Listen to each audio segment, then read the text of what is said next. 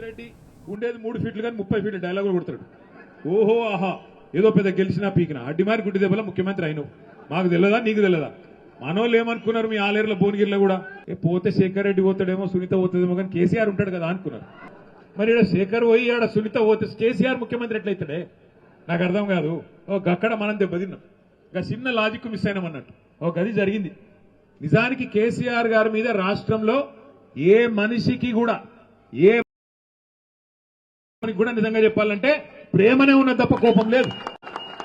ఎందుకంటే వాళ్ళకు కూడా ఎరికే బయటికేదో మాట్లాడతారు కానీ తెలంగాణ అనే రాష్ట్రం వచ్చిందంటే 2001 వచ్చింది. కేసీఆర్ పార్టీ పెడితేనే టీఆర్ఎస్ పుట్టింది.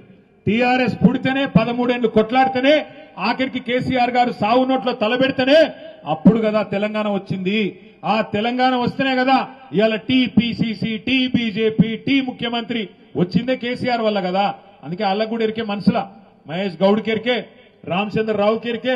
అందుకే బయటికేదో మాట్లాడతారు కానీ ఆడనో ఇన్నో మళ్ళీ మేము కలిసినప్పుడు పెద్ద ఆయన బాగున్నాడా అన్న ఎట్లున్నాడన్నా అని మంచిగానే మాట్లాడతారు. కేసీఆర్ గారు వచ్చిన తర్వాత 24 గంటల కరెంటు రైతాంగానికి ఇచ్చిన రాష్ట్రం ఒక్క తెలంగాణ కాదా? నాట్లేసే టైం వచ్చింది అంటే మీరెవ్వరు దరఖాస్తు పెట్టాల్సిన అవసరం లేకుండా, దండం పెట్టే అక్కర లేకుండా, దఫ్తర్ చుట్టూ తిరిగే అవసరం లేకుండా మీ ఫోన్లలో టింగు టింగు టింగు అని సౌండ్ వస్తుండే. ఇలా వస్తున్నదా టింగు టింగు? టింగు టింగు కాదట.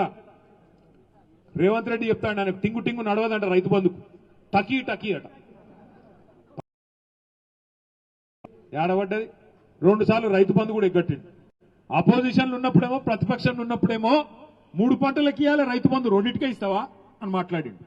10,000 కాదు 15,000 ఇస్తా సోనియా గాంధీ మీద ఒట్టని మాట్లాడిండు. పెన్షన్లు 2,000 ఇస్తావా 4,000 ఇవ్వాలి. ఇవన్నీ చెప్పారు. 6 గ్యారంటీలు 100 రోజులు అన్ని చేస్తాం. మరి 800 రోజులు అయిపోయాయి. ఇవాళ ఏమంటున్నాడు? మొత్తం కేసీఆర్ అప్లపాలు చేసిపోయిండు. దివాలా తీసింది రాష్ట్రం. క్యాన్సర్ పేషెంట్ అయింది, ఎయిడ్స్ పేషెంట్ అయింది. వెనకటికేవడో ముఖం బాగాలేక అద్దం బల్ల కొట్టుకున్నాడట. శాత కాదు నీకు నడపనికి ప్రభుత్వం. కేసీఆర్ గారు ముఖ్యమంత్రిగా బాధ్యత తీసుకున్నాడు. నా లెక్క కాదు, ఆర్బీఐ లెక్క, రిజర్వ్ బ్యాంక్ ఆఫ్ ఇండియా లెక్క, controller and auditor general CAG లెక్క, కాగ్ లెక్క, కాకి లెక్కలు కావు కాగ్ లెక్క కేంద్ర ప్రభుత్వం సమాధానం ఇచ్చింది పార్లమెంట్ లో. కేసీఆర్ గారు బాధ్యత తీసుకున్న నాడు 2014 జూన్ 2 నాడు మన రాష్ట్రం నెత్తి మీద ఉన్న అప్పు 72,000 కోట్లు. కేసీఆర్ గారు డిసెంబర్ 3 నాడు రాష్ట్ర ముఖ్యమంత్రిగా 2023లో దిగిపోయిన నాడు రాష్ట్రం మీద ఉన్న అప్పు 3.5 లక్షల కోట్లు. 3.5 లక్షల కోట్లలో 72,000 మనం చేసిందే కాదు, కాంగ్రెస్ వాడు మనకు విరాసత్గా ఇచ్చిపోయింది. అది తీసేసినాం అనుకో ఎంత లెక్క మరి 2,80,000. ఒక ఆయన 6 లక్షల కోట్లు అంటాడు, ఇంకొక ఆయన 7 లక్షల కోట్లు అంటాడు, ఇంకొక ఆయన 8 లక్షల కోట్లు అంటాడు. ముఖ్యమంత్రి ఏమో సెక్రటేరియట్ లంక బిందెలు లేవు నేనేం చేయాలంటాడు. గట్టిగా మాట్లాడితే నీ గుడ్లు వీకి గోటిలాడుతా అంటాడు, పేగులు మెడలేసుకుంటా అంటాడు. గిసంటోడు దొరికిండు మనకు. పచ్చి అబద్దాలు. ఓట్ల కోసం అబద్దాలు చెప్పి మోసం చేయలే కేసీఆర్ గారు. ఎన్నడూ మేనిఫెస్టోలో మనం పెట్టలే 1,00,000 రూపాయలు ఇస్తాం ఆడపిల్ల పెళ్లికని. కానీ మీరు లంగలు మీరు చెప్పారు 1,00,000 రూపాయలు ఇస్తామన్నారు. ఇచ్చిండా మరి తులం బంగారం? అది తులం బంగారం కాదు, మీ మెడల పుస్తల తాడు ఎత్తుకపోతే ఆడే మంచోడు. గంత లంగలు వాళ్ళు కాంగ్రెస్ వాళ్ళు. సర్పంచ్ ఎలక్షన్లలోనే ఆ మార్పు కనబడుతున్నది.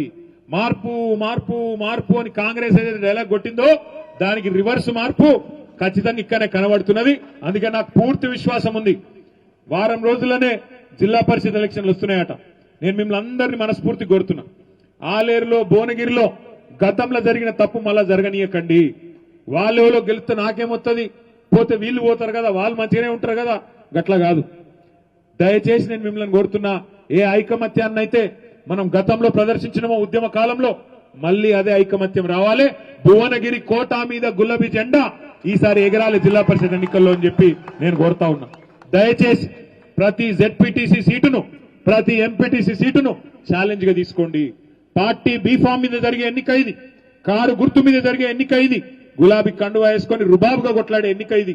కాబట్టి యాదాద్రి భువనగిరి జిల్లాలో జిల్లా పరిషత్ గతంలో ఎట్లయితే కొట్టినామో ఈసారి కొట్టాల్సిన బాధ్యత గౌరవ గెలిచిన సర్పంచులు, కొద్ది తేడాతో ఓడిన సర్పంచులు మీరే కథానాయకులు, మీరే కథానాయికలై ముందుకు నడపాలని చెప్పి కూడా నేను కోరుతా ఉన్నా.